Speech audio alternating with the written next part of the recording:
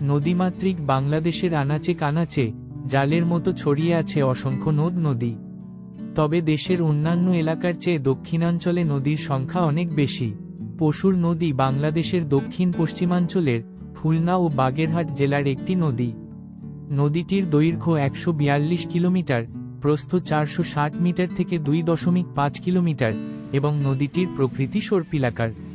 বাংলাদেশ পানি উন্নয়ন বোর্ড কর্তৃক পশুর নদীর প্রদত্ত পরিচিতি নম্বর দক্ষিণ পশ্চিমাঞ্চলের নদী নং 51। এটি গঙ্গা জলপ্রবাহের একটি ধারা। এটি খুলনা জেলা এবং বাগেরহাট জেলার মাঝে অবস্থিত। এটি মূলত জোয়ার ভাটার পানি বহন করে। এটি সুন্দরবনের কাছে শিবসা নদীর সাথে মিলিত হয়েছে। এটি বঙ্গোপসাগরের কাছে কুঙ্গা নদী নামে পরিচিত। এটি বাংলাদেশে গভীরতম নদীর মধ্যে উল্লেখযোগ্য। পশুর নদীটি খুলনা জেলার বটিয়াঘাটা উপজেলার আমিরপুর ইউনিয়নে প্রবহমান ভৈরব নদী হতে উৎপত্তি লাভ করেছে। অতঃপর এই নদীর জলধারা একই জেলার দাকপ উপজেলার খুলনা রেঞ্জ ইউনিয়ন পর্যন্ত প্রবাহিত হয়ে বঙ্গোপসাগরে নিপতিত হয়েছে। নদীতে সারা বছর পানি প্রবাহ থাকে এবং ছোট বড় নৌযান চলাচল করে।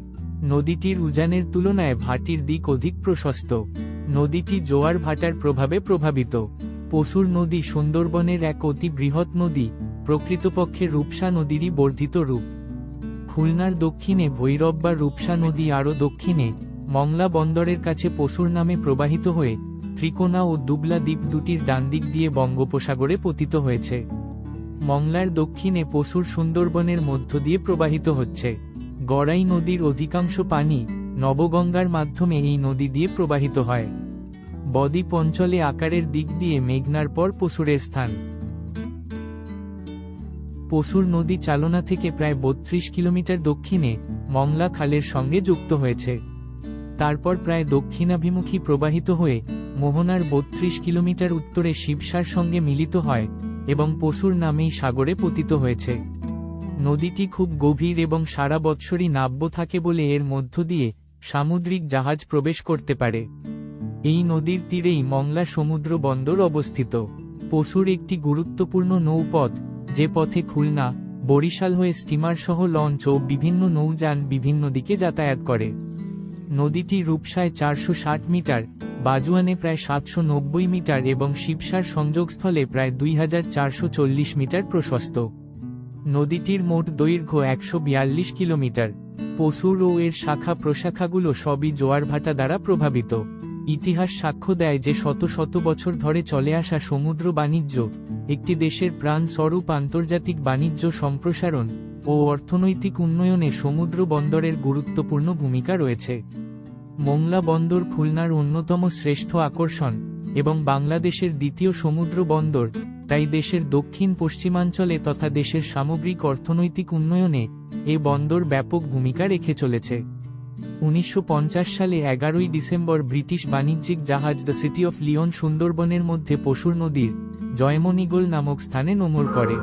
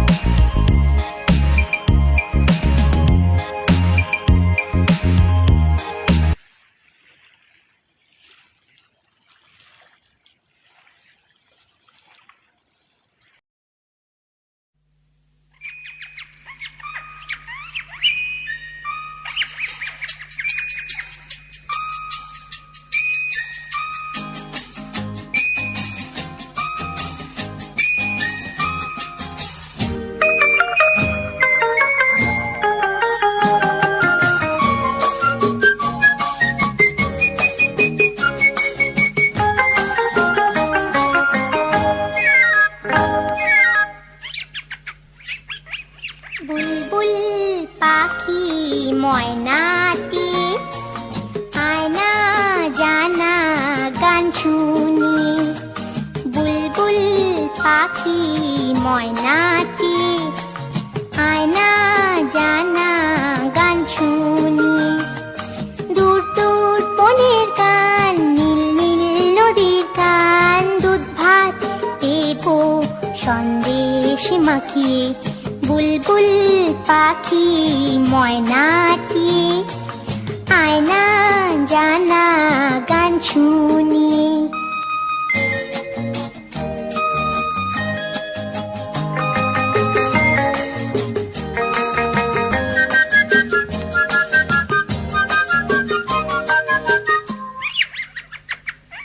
ঝিলমিল ঝিলমিল ঝর্ণা যেথায় কুলকুল কুলকুল রোজ বয়ে যায়।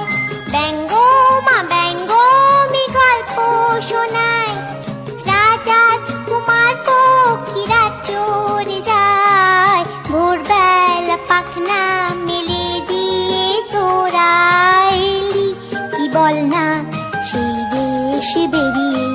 বুলবুল পাখি ময়নাটি আয়না জানা গান শুনি।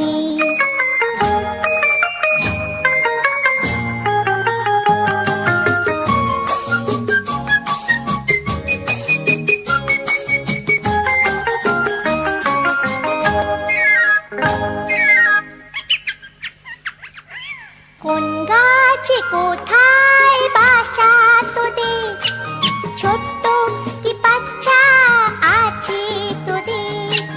দিবি কি আমায় দুটো তাদের, আদর করে আমি পুষবো তাদের। সোনার খাঁচায় রেখে ফল দেবো খেতে, রাধে কৃষ্ণ গান দেবো শিখিয়ে। বুলবুল পাখি ময়নাটি আয়না জানা গান শুনি।